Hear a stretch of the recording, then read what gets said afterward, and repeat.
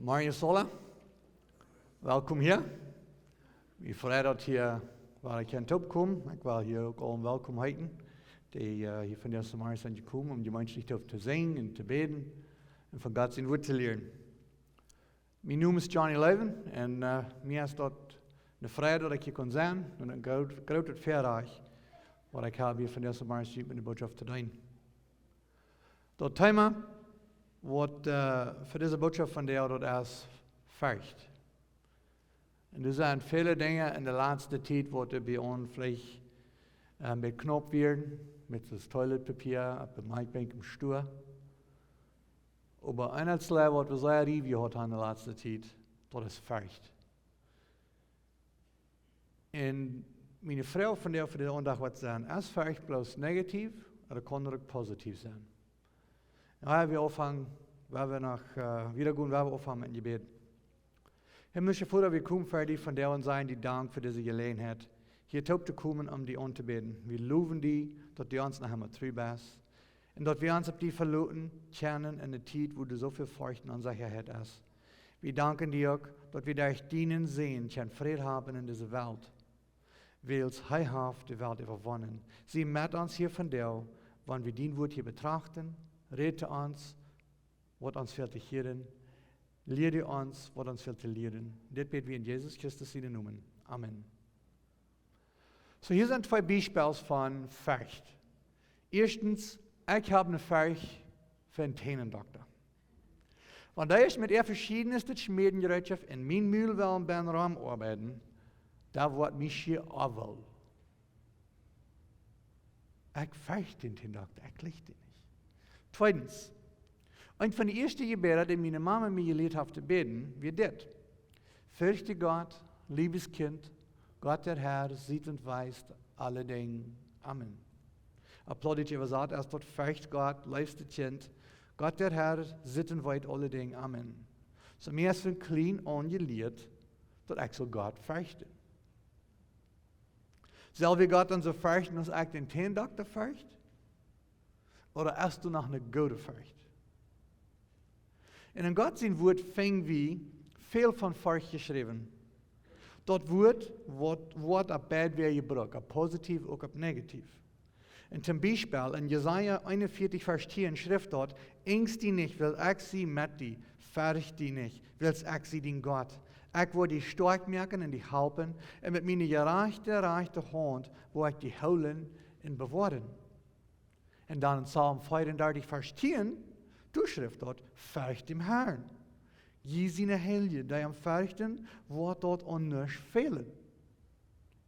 Dort wird Angst von Jesaja 41, 10, in die wird fürchten von Psalm 34, 10, sind die selbst gewählt auf Hebräisch, der Original Sprach von dem Alten Testament.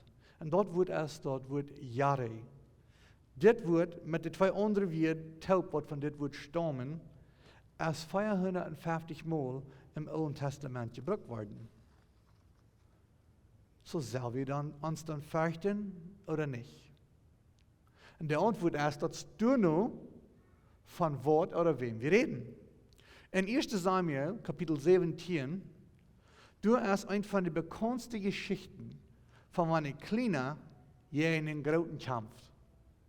Das ist die Geschichte von dem jungen David, wo er von seinen Führern zurückgeschickt wird, zu sein, wo er mit seinen 3 älteren Brüdern ging. David soll seine ersten 3 Brüder durch eine Lust gerichtet sind, selbst gebackte Zweiback von Mame, in die ins Haus bringen, oder so. Er soll die besiegen und dann seinen Führer im Bereich bringen, von wo er zu ging. Und als David erst dazu ist, dann beginnt er dazu, weil das große Ries die Israeliten uitschrie. In dit 25. Vers schrift dort, als die Männer von Israel dem sagen, randen sei träg uit Angst. Und dort wird Angst, es war das hebräische Wort Jare. Dort die Israeliten für dessen Goliath Angst hatten, dürft uns nicht wundern. Dit wir ein gewaltiger Mensch. Hij wir bei 3 Meter oder bei 7 Schau hoch, in sein Kriegsgeschirr oder sein Armor, dort wir vom Bronze gemerkt. Bloß das Kriegsgeschirr mit seinem Spiss taub wiegen al wenigstens 65 Kilo, oder so wie 140 Pfund. Dort allein wird sein Sonderser mehr gewesen, als schwander gewesen, als der junge David. Und jeder Tag kam das Philister trotz der Israeliten. Heute trotzdem in Sehen. Sie sollen einmal ein von ihren Mannerjähen am Stahlen. Und wir immer dann verspielt und durchgemerkt wird, den sind fällt, wo dann der andere ihre Deiner sind. Aber wann soll in seinem Manner diesen Goliath sagen, und sie sich mit ihm verglichen, dann verscheuert er alles und sie becken sehr überrascht. Dort, wo das junge David durch den Tag sah, wie am Seier gehen an. Seine Gedanken wären, wer ist das unbeschnittene Philister, dort den lebenden Gott, sein Herr, so trotzen dat? Mit Vers 26. Kann ich sollen seine Männer haben, alle eine Furcht für diesen starken Krieger, aber nicht David. Dort wir nicht, dass David keine Furcht hat, aber nicht für den ungläubigen Goliath. David fürchtet Gott. Er sagt dort an, dass das kriegt wir nicht jeden Arm oder aber jeden dem Herrn. Er fürchtet nicht jeden diesen Philister zu stahlen. Er wird einmal nicht entgegengehen mit einem Spieß, Schild oder Schmiedstangen. Er kann in dem Herrn sie nehmen. Und weil David Gott fürchtet, darf er den Goliath nicht fürchten. In Psalm 112, Vers 1 schrift dort, gesehen ist der Mann, der dem Herrn fürchtet, der eine große Freude an seine Geboten hat. Wo die Welt nicht undenken wird oder überhaupt verstehen kann, ist, dass wenn wer eine Furcht hat für Gott, der darf sich für das nicht fürchten. Du sind auch viele Segnungen, die wir mitkriegen, wenn wir Gott fürchten. So ist eine Friede, die menschlich nicht zu verstehen geht. Oder eine wahre Freude, die nicht abhängig ist von unserem Zustand, wo wir sind. Und dann sind noch viele andere Dinge mehr dabei. Also eine Furcht haben, ist allein nicht was Schlechtes. Wir fürchten alle was. Die Frage ist dann das, was fürcht wir? Oder noch wichtiger, wem fürcht wir? Fürcht wir die Welt, unsere Lehre, wo wir sind? Oder fürcht wir Gott, der wir die Welt gemerkt haben und der all unsere Umstände in seiner Kontrolle hat? Im Neuen Testament finden wir eine Geschichte von einer Gruppe Männer, wovon etliche erfahrene Fischer werden, auf einer Schiffreise. Sie werden auch gut bekannt mit dem Wasser, wo sie von einem Kant mehr bei der anderen Kant reisten. Und das wird ein Galiläische Meer. Und sie haben einen sehr erfolgreichen Tag gehabt. Da werden viele Menschen von ihren Krankheiten geheilt worden. Und da werden auch mehrere Dutzende Menschen satt geworden an einem Ovenkast von 5 Bultje Zwieback und 2 Fisch. Und dann schickt der Lehrer ernst, verarm nur der andere, sieht mehr in Heimneim nach Aufscheid von den Menschen. Und auf dieser Reise begegnen die Männer in bütewöhnlichen Sturm. Da ihren Glauben wirklich auf Probe stellt. Würde ihre Furcht für ihren Herrn gerade sein, als ihre Furcht für den Sturm? Oder würde ihre Furcht für den Sturm gerade sein, als ihre Furcht für ihren Herrn? In dieser Geschichte, der ist beschrieben in Matthäus Kapitel 14, Markus Kapitel 6, Johannes Kapitel 6. Wir wollen das von dem Evangelium Matthäus betrachten. Wenn Sie eine Bibel mit haben, dann werden wir die Handre in Kapitel 14 lesen von Vers 22 bis 33. Das ist Matthäus 14, 22 bis 33. Du schrift das so. Dann befahl Jesus seine Jünger, in der Boot zu stehen und nur die andere Seite zu fahren. Und er nahm nach Aufscheid vom Volk. Und als die Menschen weich werden, ging er für sich allein ab ein Berg zum Beten. Und als das Abend ward, wie er für sich allein. Aber das Boot wir nu al eng vom Land auf und ward von den Walen Hand und her geschmeten, weil der Wind wir angehen an. So wie klagt 3 Samaris, kam Jesus an ab dem Wasser entgegengegangen. Aber als die Jünger am Sagen ab dem Wasser gingen, wir an schrecklich Angsten sehen. Dort essen gespannt und schrien in Angst. Aber da redet Jesus mit an und sagt, Angst nicht. Das sie ich. Petrus zegt hem, Herr, wanneer du bist, dan zei dat ik op dem Water naar die komen zal. En Jezus zei, kom. Petrus steeg uit een boot uit en ging op dem Water naar Jezus op toe. Aber als hij den wind zag, werd hem angst en vangt aan uit te gaan. Dan schreef hij, Herr, red mij. En Jezus strak dan schwin de hand uit en kreeg hem te houden en zei te hem, O Mensch, du hast een kleinen Glauben. Waarom twijfelst du? En als zij een boot aanstegen, werd de wind stil. Die wordt een boot weer kwamen en beden hem aan en zeiden, du bist wahrhaftig Gott zijn Sehen. Wie willen deze schappenreis, wat de jongen doen maken, als een Beispiel brengen voor onze geestliche reis? De moment, wanneer we zum Glauben komen en wahrgeboren worden, kruipen we in dat schappen aan en vangen onze geloofsreis aan. En Jezus beveelt ons dan, van Hoeven, van de harbor, los te leiden en op dat levensmeer uit te reizen naar de andere kant meer. Beim losleiden is het Fercht nog ganz schön, aber met de tijd geruht wie mank tobende Walen. Wo voll wir uns dann, wann das glatte Meer erst sehr wahrlich ist? Die Jünger hadden wat so weit noch nichts arg gedaan. Im Gegenteil, zij deden maar dat wat Lehrer geboden had te doen. Die zeiden, zij zullen een boot aanstehen en naar de andere kant meer reizen. Wie kunnen zijn dat zij weer een kraak in de maat van dem Willen Gottes. Waarom dan de storm? Vele, geloof ik, worden met dit metvallen. Zij doen een kraak dood. Wat zij geloven, wat God hen beroopt heeft.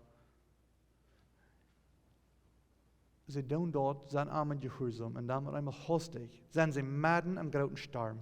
En dat is niet te verstaan en dat brengt het dan bij de vrouw. Waarom? We komen nu zo langzaam uit van een van de stormste tijden, wat de meeste van ons worden jemals beleefd hebben. We hebben dingen gezien en beleefd, wat we niemals würden gedacht haben, dat die passieren können oder möglich werden. De Abrü en de Störungen, die wat viele beleefd haben, heeft een ganz schüchtern gemerkt. All dit heeft viele versucht en dazu gebracht, dat ze vragen, wo ist Gott in all dit? En wo kan dat hier nach wat Gott uitkomen? Ik wenigstens habe so eine Gedanken al gehad. Und wenn wir unsere Augen bloß auf die tobende Wahlen Romans haben, können wir leicht Angst und mutlos werden. Verken, wenn sich das so sperrt, dass alles hier in einem ist, dann drehen wir unsere Augen weg von Jesus. Und reichen die bloß nur den Sturm Romans. Wir vergessen davon, dort uns Herr hat uns befohlen, im Boot zu stehen und nur de andere Kant zu reisen. Und wenn er uns dazu befohlen hat, da wird er auch nur sein, dass wir an der anderen Kant ankommen wollen in seine bestimmte Zeit. Als der Sturm bei den Jüngern ihrer Reise abkam, wird bestimmt Angst. Aber als sie Jesus erst sagen, ab dem Wasser gehen, kam eine große Fercht über ihn. Wenn die Dinge rum uns auch anfangen, uitzuherken, bleiben wir gewöhnlich noch halbwegs ruhig. Aber wenn Dinge in unserem Glauben sich erst nicht sicher fühlen, werden wir leicht unruhig und Angst. Und wir haben von beides in der letzten Zeit erfahren. Jeder, dass Jesus wirklich kann in diesen Sturm sein. Wenn der Sturm um uns tobt, der wir den nicht fürchten, wann wir Christus fürchten. In Markus in Evangelium schreibt er von Jesus, als Jesus nach dem Land war, sagt er, wo die Jünger sich beim Rotblind quälten, weil es der Wind wird von fern. Wenn Jesus nach weit auf dem Land war, hat er seine Jünger durchwehen in seine Augen. Die wären niemals in seiner Absicht. Wir dürfen uns für unsere Umstände nicht fürchten, weil Gott ist in Kontrolle. Und wir sind immer in seiner Absicht. Wenn wir einmal nicht sein können, heißt uns du wehens immer. Als Jesus auf dem Wort an seine Jünger kam, sagt er zu ihnen, ängstigt nicht. Das sie ich. Als Petrus dit hier, wordt hij proef en kreeg de hartsen om te zeggen, Herr, wanneer dat du bist, dan sei dat ik op den Wuter naar die komen zal. En hier zegt Jezus, kom. Petrus beweist in diesem Moment een groten vertrouwen op zijn Glauben. Dat wir de Furcht, wat hij hat voor dem Herrn, wo wir uns diese wird sehen. Und dat wir auch de Furcht, wat hij hat voor dem Herrn, woran hij diesen Glaubenstaub neemt op dat Wuter nab. Als der Herr te hem dan zegt, kom. Dat ging ook ganz goed voor Petrus. Am Anfang. Wat hij zijn ogen van Jezus wegdraait en naar de huwe, tobende walden kijkt. Dat is waar de twijfel nankruipt. En hij aanvangt de wallen te vechten meer als zijn Herrn. Ons ist nicht versprechen, dass wir nicht in schwere Zeiten durchkommen. Aber uns ist versprechen, dass Gott seine Gehen wird, Gott seine Präsenz, wird mit uns sein, zu alle Zeiten, sogar in der Schwere. Wir werden niemals sterben, was durchgehen, wo Gott uns nicht die notwendige Kraft zu geben. Und dort ist in schwere Zeiten, wo uns Glauben sich utwiest. Wenn wir unseren Zustand werden fürchten, da wo wir untergehen. Aber wenn wir dem Herrn fürchten, da wo wir dort überstehen. Das nächste Punkt hat nicht gut viel zu tun mit diesem Thema, wo müsste immer abfallen. Als Jesus durch einen Boot anstieg, grinste Petrus ein Bett aus für seinen schwachen Glauben. Aber zu der anderen sagt er nichts. Die haben in dem Moment kein Glauben bewiesen, nicht mal einen schwachen. Und ich glaube, dass es doch besser so zu sein als Petrus. Weil hij hat wenigstens geprüft, den Glaubensstab zu nehmen und von dort Schab zu stoppen. Das ist besser, als bloß einmal im Boot sitzen zu bleiben und keinmal im Glauben zu stoppen. Was hat Petrus nicht für eine bittergewöhnliche Erfahrung hier belebt? Und Petrus beweist, dass er dem Herrn fürchten deed mit seinen Rütstoppen von der Schab. Und der junge David beweist, dass er dem Herrn fürchten deed, als er anbaut, gegen den Ries zu kämpfen. Wenn wir an der Prüfzeit sind, und wir unsere Hoffnung und uns Glauben auf Gott setzen, dann hat die Prüfzeit die Macht verloren, um uns in Furcht zu bringen. Und weil Petrus dem Herrn fürcht, kann er was tun, was das allmählich wird, en jenk op dem Wuter. Ook David, wil hij dem Herrn fürcht, wanneer hij ook maar een jonge Schubswart weer en niet een uitgeleerde krieger, kunnen den grootsten krieger in de omgegend doelknadderen met een ladene sling oder een Schleider in een Stein. In zo'n momenten is dat, wo zo'n starker Glauben bewiesen wordt, komen niet bloß für selbst. David und Petrus hatten beide überlegene Entscheidungen gemerkt, dass sie dem Herrn fürchten würden. Als sie dann bei ihrer Prüfzeit kamen, wählten sie lieber ihren Gott zu fürchten und es steht ihre schlechte Lehre. Und wie machen das selbst tun? Wir müssen wählen, wen wir fürchten wollen. Wenn wir Gott nicht fürchten, dann müssen wir für uns selbst werden, uit unsere eigene Kraft.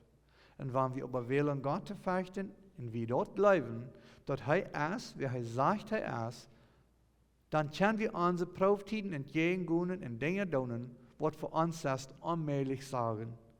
Und mit jeder Versicherung oder Prüfzeit, wo wir durchkommen, wird uns Glauben an Gott immer ein bisschen stärker. Weil wir fehlen immer wahr, dass Gott ist uns treu und auch nur an in unserer Not. David hält sich auch an seine viele Erfahrungen, wo Gott sich treu gewesen hat in seiner Not. Und das ist, was ihm die Herzen oder die Courage gibt, seine Furcht für den Goliath zu überstehen.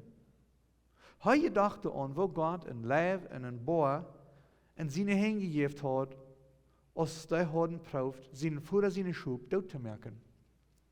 Für ihn wird das Ries nicht anders als Jan Leib oder Bohr, wo die Schub greifen wollen, wo er noch abpassen soll. Das Ries die nicht bloß über die Armee von den Israeliten spotten, aber heute dreifach spott über Israel, ihren Gott, der Erschaffer von den Himmel in die Erde. Und dit ist, was David dem Mut gibt, dass er sich gegen den Ries stellt. Seine Furcht für Gott wie Rata und seine Furcht für den Philister. Wenn wir die Furcht für unsere Umstände die Kontrolle überlassen, da wollen wir mit der Zeit auch alle rennen. Kriegst du aus so seine Armee. Sie geben den einen Ries die Macht, dass er ihn so merken zum Feilen, als wenn sie Mosaier Kleintjes wären. Und dort ist, was die Furcht für unsere Umstände auch tun. Wenn wir die Furcht für Gott die Kontrolle geben, dann gibt er uns die Macht, um unsere Umstände zu überwinden. Für David wird das Ries so riesig groß, dass er dort verallmählich sagt, dass er die nicht treffen würde. Und sie sagen alle denselben Ries, ein Ries ist ein Giant, aber sie kicken nicht mit derselben Aussicht an. Und für uns als Christen Nachfolger, wenn wir auch jene scheinbar allmähliche Sache stunden, soll wir uns diese Frau stellen. Wo ist gerade ans Gott oder unser Leu? Und wenn uns Gott gerade ist, als unser Leu, was für uns ist, dann dürfen wir unser Leu nicht fürchten. Was können wir dann tun, wenn wir doch Angst haben und wir uns doch fürchten?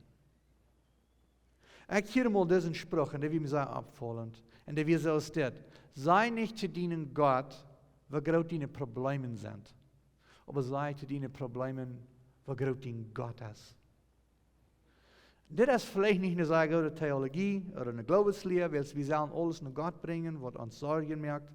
Aber dieser Spruch merkt den Punkt ganz klar, dass Gott ist gerade aus unseren Problemen. Und ich glaube, wir haben aber auch alle eine gewisse Furcht für das Unbekannte. Und dort ist auch eine normale Verhüllung, aber wir dürfen unsere Furcht nicht die Überhand geben. Wenn wir durch eine schwere Zeit gehen, dann beweist das sehr bald, was uns Glauben wirklich ist. Und auch an wem wir glauben.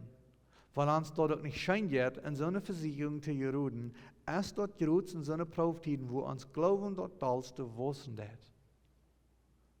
Eine Plant, was immer in einem gewünschten Klima ist, dort hat man sehr flache Warteln. Tegen so eine Plant, was ein extreme Klima ist. Und kriegst du erst dort mit unserem Glauben. Da was dann dalsten, wann dort wahre, dort unangenehmste ist. In Jakobus Kapitel 1, Versen 2 und 3 schrift Jakobus, das wir uns ihnen lesen. Meine Brüder, nehmt dort mit Frieden an, wann ihr auf verschiedene Wege geprüft und versucht worden, dadurch dort jün Glauben und die Versicherungen bestehen bleibt, geduldig sein. Dort darf ich weiten. Dort ist besonders wichtig, dass wir uns vertrauen auf Gott Saten, wenn wir in Angst oder Furcht leben.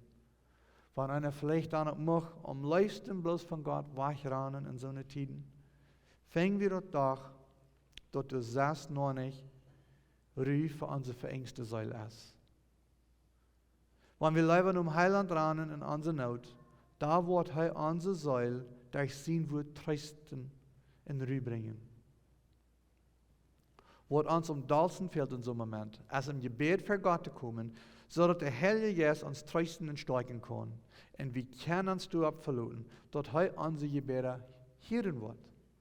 Und Gott muss unsere Gebete vielleicht nicht so beantworten, als wir uns im Moment gewünscht haben, aber dort wird immer so ausfallen, dort wird uns zum Besten dienen wird. Wenn wir wollen Gott fürchten, da wo wir keinen Frieden haben im Sturm. Aber wenn wir den Sturm fürchten, da wo wir von den Wahlen, Hahnen getast wurden. Was sind dann etliche Segnungen, die wir kriegen worden, wenn wir dem Herrn fürchten? In Sprecher 9, Vers 10 schrift dort, die Weisheit fängt an, wenn einer dem Herrn fürcht und den Helden kennen lernen, bringt Verständnis. Menschen können sich viel lernen, ohne dass sie Gott fürchten oder sogar an ihm glauben. Aber wahre Weisheit kommt mal von Gott fürchten. In der König David hat dit zu sein von Söhnen, was dem Herrn fürchten. Dem Herrn sein Engel lehrt sich am die am fürchten und haupt am ut. Psalm 35, Vers 8. Wann wir Gott fürchten, dann passt er ab nach uns. Einmal bewies ich dort an der Beschützung von Versicherungen. Und einmal bewies ich dort von der Beschützung von den Folgen von den Versicherungen.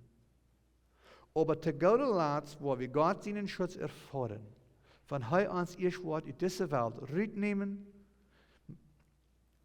und uns mit Jesus taub holen wollen, durch haben, dass wir durch können sein, wo er ist. Uns Glauben an Gott soll aber auch zu seinen sein in uns Leben. In 1. Samuel Kapitel 12, Vers 14 schrift es so. Wenn je worden dem Herrn ehren und am deinen und am horchen in seine Geboten halten, in jen König, je nur dem Herrn und jenen Gott rechten worden, da wird dort Gott gehen mit jüd. Unsere Furcht vor dem Herrn soll sich auch beweisen in unseren Gehorsam nur seine Geboten. Weil wenn wir am gehorchen worden, dann kann er uns sehen. Er verspricht dann, dass dann Gott gehen wird mit uns. Uns Leben soll auch immer doller an unseren Herrn sein Leben ähneln. Wenn wir Gott fürchten, dann soll Gott uns auch dazu treiben, dass wir versuchen, seinen Willen zu tun. Und uns darauf vertrauen, dass er uns auch was Glückliches bei einer anderen Seite bringt. In Psalm 31, Vers 25 schrift David, seid stark und vom Herzen mutig, all die jene Hoffnung im Herrn haben. Unsere Kraft kommt nicht von unserer eigenen Macht, aber wir sind stark, weil wir haben unsere Hoffnung im Herrn. Er ist der uns die notwendige Mut gibt, an bestehen zu bleiben, wenn wir schier verzweifeln, und unsere Hoffnung in am verhaupt uns, dass wir können vorwärts können. Wenn wir im Glauben sind, dann haben wir die Versicherung, dass Christus uns nicht verloren wird. In Johannes 14, Vers 3 sagt Jesus zu seinen Jüngern, wenn ich hange, steht für jeden Reut zu merken, wo ich zurückkommen und jeden auch durchnehmen, dass die durch sind, wo ich sie. Und an dem Brief an der Römer schrift Paulus, diese wird von der schweren Tiden durchkommen. Für mich zu beseinen sind diese Lieden nicht wert, mit der Herrlichkeit zu vergleichen, der Anzahl offenbart worden. Römer 8, 18. Wenn wir durch eine Versicherung gehen, wo wir gereinigt, selbst Gold, wenn es einen sehr heiten Ofen abgehört wird. Wenn ein Goldschmetz in Gold reinigen will, dann hat er das gescheit ab, bei das Anreinen in der Hechkamp, und dann kann er das fein raufschaben. Und der Goldschnitt ist modern zufrieden, wenn er sein Gesicht durch im Gold sein kann, als wenn er im Spielen ankicken. Gott sein Ziel ist auch nicht, uns bloß Proben schaftig zu merken, aber uns hellig zu merken. Er wird das Anreinen in uns Leben auch raufschaben, but er sein eigenes Gesicht in uns auch sieht. Und dort ist Fercht eine Prüfzeit, dass wir uns nur Gott nudern. Und wir wollen unseren Heiland dadurch immer ein Bett ähneln. Und wenn das so passiert, da sie wir nicht verdammt eine Prüfzeit durchgegangen.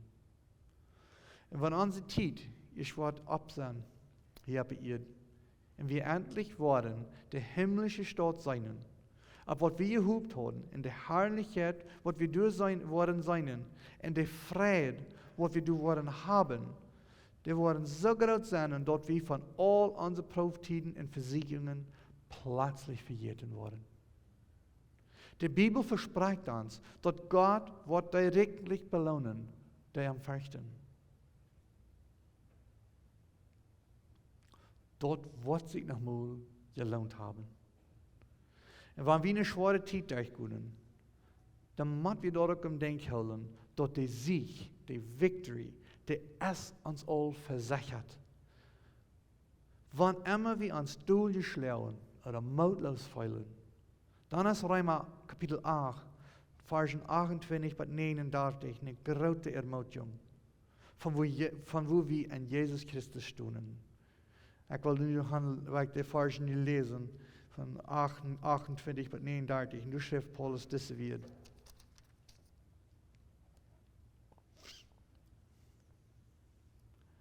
We weten dat God in alle dingen immer het beste werk voor die am God zijn. En dat zijn die hij geroopt heeft. Zo als hij dat wil.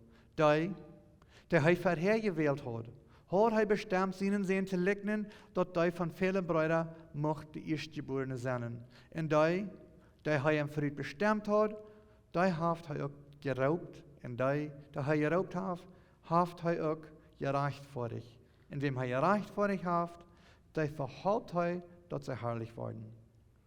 Wat zal we hier te zeggen? Wenn Gott op onze zijde is, wer kan dan je ons zijn? Wo die zijn einen sehen voor ons alle handgeef, ons dan niet alles met am schenken? Wer wil Gott seine uitgewählte beschuldigen? Gott is dort, der angerecht macht. Wer will verdammen? Christus Jezus is hier, der gestorben is. En meer als dat. Hij wordt vom dood opgewekt en is nu bij God terecht de hand en beet voor ons. Wat kan ons Christus zijn leven wegnemen?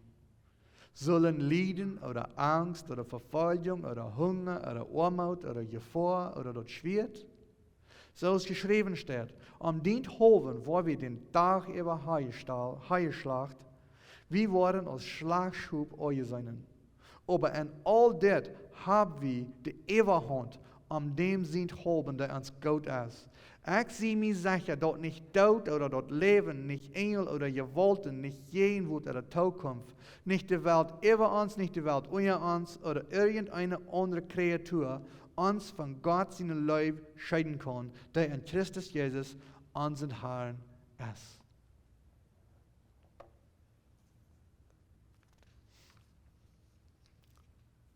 Wenn Gott auf unserer Seite ist, wer kann je uns?